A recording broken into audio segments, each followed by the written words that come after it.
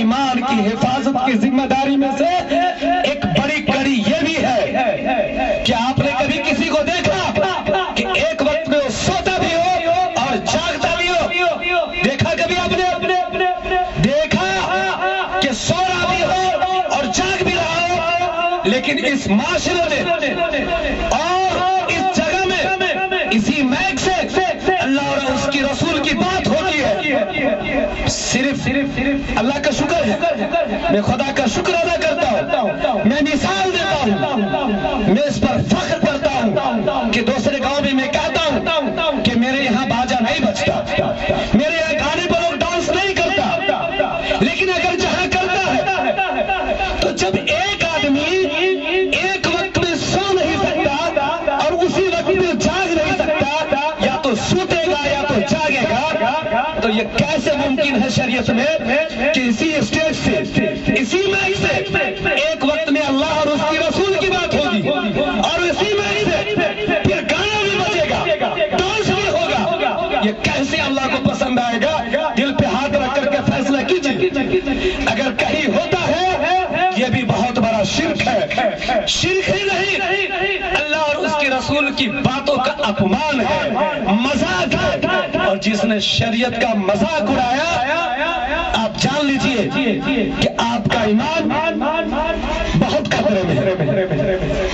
میں پھر دوہرا رہا ہوں ان بات کو، میں آج آپ کے عادات پہ بات نہیں کر رہا ہوں، آپ کے اطوار پہ بات نہیں کر رہا ہوں، نماز روزہ حج زکات پہ بات نہیں کر رہا ہوں، مجھے فکر اس بات کی سما گئی ہے کہ آپ ایمان والے ہو، جو باپ اور دادا کے واسطے سے، باپ مسلمان دادا مسلمان، خدا کا شکر ہے میں مسلمان کا بچہ ہوں، میں مسلمان کا نوجوان ہوں، میں مسلمان کا اولاد ہوں، یہ خدا کا شکر ہے۔ کیوں مسلمان ہو؟ اس لیے کہ ایمان کی دولت ملی ہے، اس کو صرف بچانا ہے، اور بچانا کن باتوں سے ہے؟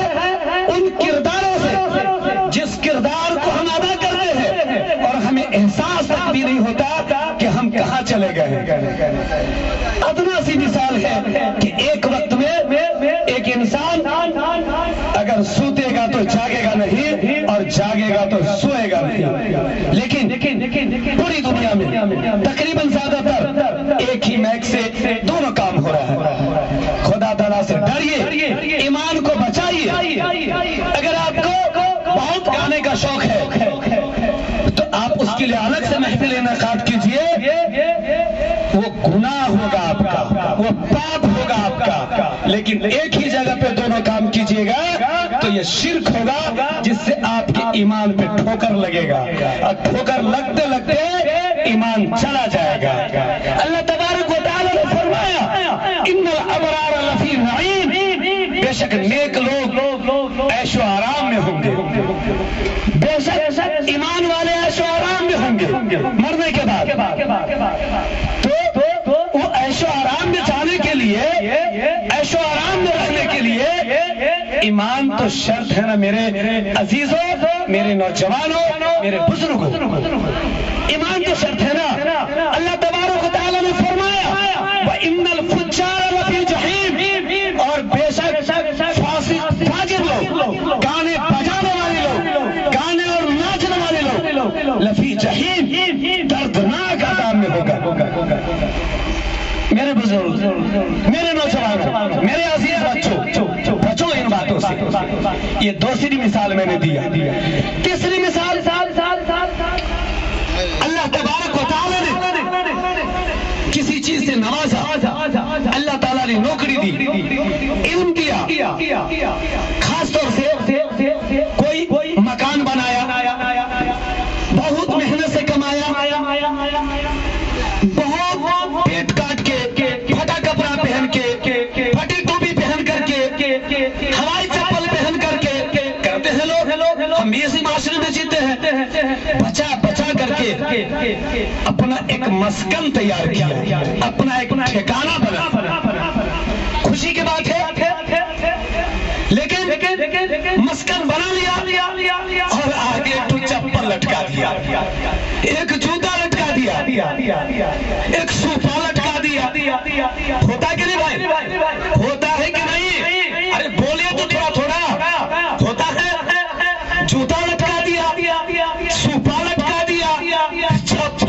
دیا. ارے تیری چپل کیسی کی تیسی, تم کو اللہ تبارک و تعالیٰ نے صحت دیا, روزی دیا, پیسے دیا اور حلال کمائی دیا, جس کی وجہ سے مکان بنایا.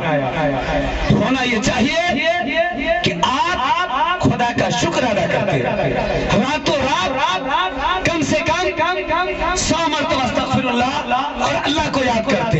لیکن یہ جوتا لٹکا دیا, یہ سوپا لٹکا دیا, اور یہ چپل لٹکا دیا.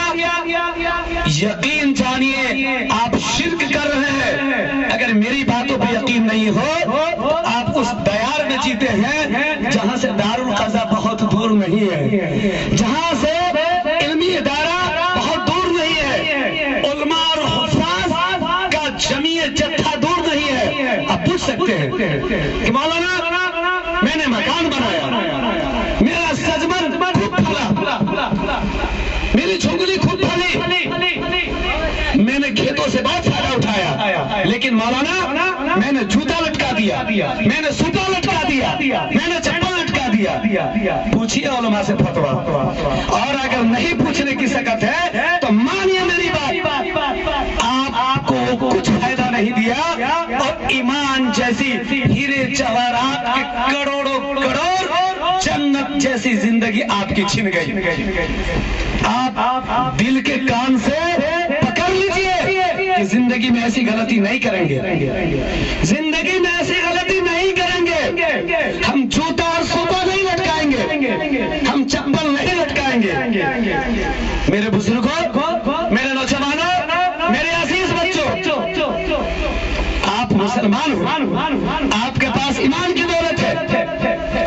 خود خدا تعالیٰ نے کہا قرآن کریم میں لو کان آلہۃ الا اللہ لفسدتا, اگر اس دنیا کے 2 خدا ہوتے لفسدتا, دونوں میں فساد ہو جاتا, جھگڑا ہو جاتا. ارے اللہ تو بہت بڑی مثال ہے. ایک گاؤں کا 2 سیکورٹی اگر ہو جائے, دونوں کا پاور برابر ہو جائے, تو ایک تو کہیں گے کہ ہم چٹائی بچھائیں گے اور ایک کہیں گے کہ ہم قالین بچھائیں گے, دونوں میں جھگڑا ہو جائے گا. یقین جانیے پوری کائنات کا مالک ایک ہے, اور اس مالک کے برحق نے, اس خدائے واحد نے جن کاموں کو کرنے کے لیے کہا ہے وہ کام کیجیے. آپ خوب خوشیاں منائیے, نوکری پہ, علم پہ, ترقی پہ, مکان بنانے پہ. خدا کا فضل ہے, آپ کو اللہ نے دیا, ہمیں اللہ نے دیا. آپ وضو بنائیے, پاک صاف ہو کر کے 2 رکعت نماز پڑھیے. اللہ تعالیٰ میں شکرانے کی نماز ادا کرنے جا رہا ہوں, اور اس لیے کر رہا ہوں کہ اللہ تعالیٰ نے مجھے گھر عطا کیا, مجھے روزی دیا, میرے بچوں کو علم دیا, میرے بھائی کو نوکری دیا. اب پڑھیے تو صحیح, اللہ تعالیٰ کتنا خوش ہوگا, اور آپ کا ایمان بچا رہے گا. اس لیے میں آپ تک یہ بات پہنچانا چاہتا ہوں, مرنے کے بعد اور اس زندگی میں بھی نہیں آپ کبھی کہہ پائیں گے کہ میں اتنی بڑی غلطی کر رہا تھا اور کسی نے نشاندہی نہیں کیا. کبھی بھی آپ ایسی غلطی مت کیجیے. نہ جوتا لٹکائیے, نہ چپل لٹکائیے, نہ سوپا لٹکائیے. جوتا کو ہے پیر کے نیچے رکھنا, چپل پیر کے نیچے ہے, سوپا دھان مڑی سے پھٹکنے کے لیے ہے, آپ کے روزی دینے کے لیے نہیں ہے, آپ کے مصیبت کو بچانے کے لیے نہیں ہے. مصیبت کو بچانے والا اللہ تبارک و تعالیٰ ہے. اللہ تبارک و تعالیٰ نے فرمایا قرآن کریم میں, وَإِذَا مَرِضْتُ فَهُوَ يَشْفِينِ, کہ میرے بندو جب آپ بیمار پڑو کہو کہ جب میں بیمار پڑتا ہوں وہی شفا دیتا ہے. میرے بزرگوں, یہ شرک ہے. اسی طریقے سے ہم لوگوں میں ایک رواج عام ہے, پتہ نہیں کہاں سے آ گیا, تعزیہ جس کو دہا بولتے ہیں, یہ کہاں سے آ گیا.